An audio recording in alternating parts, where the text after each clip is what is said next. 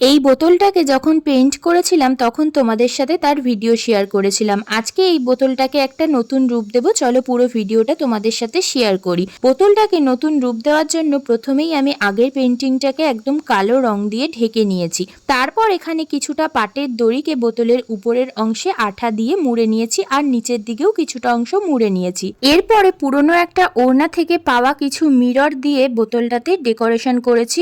উপরের যে পাটের দড়িটা লাগিয়েছিলাম তার নিচে কিছুটা, আর একদম নিচের দিকে যে পাটের দড়ি লাগিয়েছিলাম তার উপরে কিছুটা।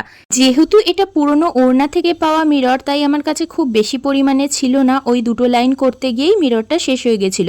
তাই জন্য বোতলের উপরের অংশ আর মিডিলের অংশে আমি আরো কিছুটা করে পাটের দড়ি আঠা দিয়ে ভালো করে মুড়ে দিয়েছি।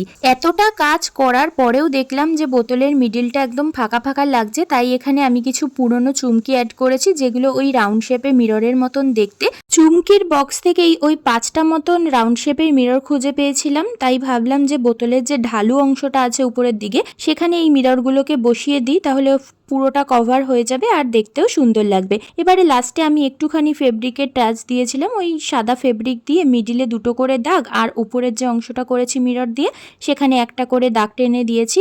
আর বোতলের একদম যে মাথার দিকের অংশটা সেখানে একটা করে ছোট্ট ডট দিয়ে দিয়েছি।